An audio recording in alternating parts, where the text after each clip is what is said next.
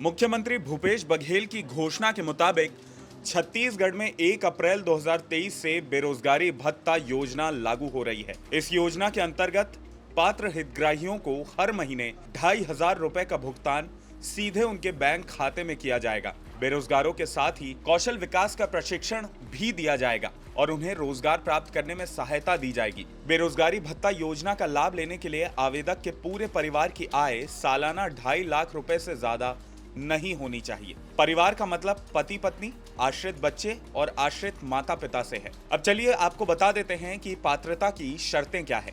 बेरोजगारी भत्ता योजना के आवेदक को छत्तीसगढ़ का मूल निवासी होना आवश्यक है। योजना के लिए आवेदन किए जाने वाले वर्ष के 1 अप्रैल को आवेदक की उम्र 18 से 35 वर्ष के बीच होनी चाहिए। आवेदक मान्यता प्राप्त बोर्ड से कम हायर सेकेंडरी यानी 12वीं कक्षा पास हो।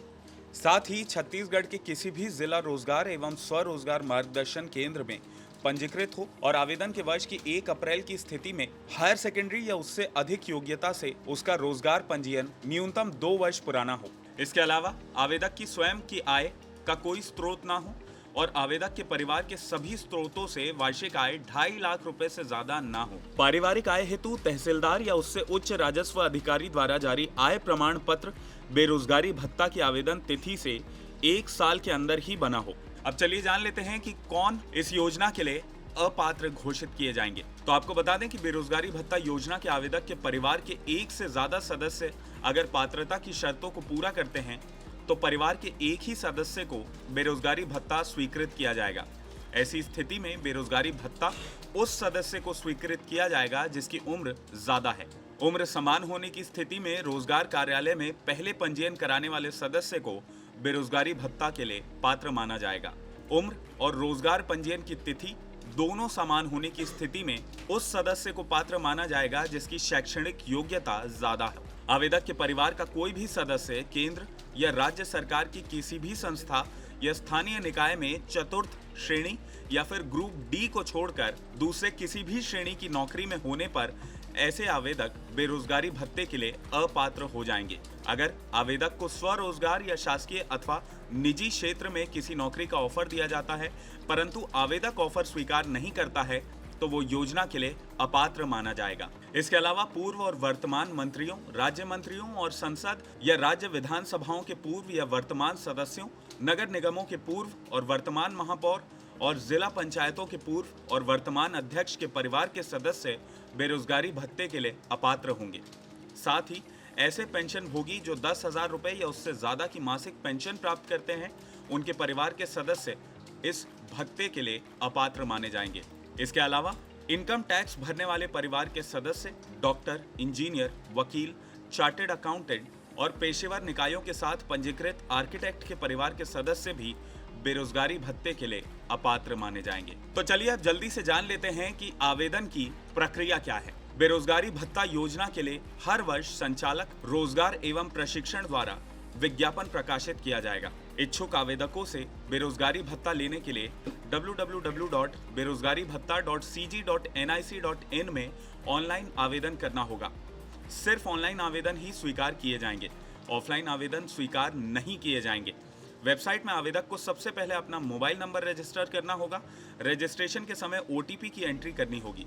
OTP सत्यापन के बाद आवेदक को अपना लॉगिन पासवर्ड बनाना होगा और रजिस्टर्ड मोबाइल नंबर और पासवर्ड के आधार पर बेरोजगारी भत्ता पोर्टल में आवेदन के लिए लॉगिन करना होगा।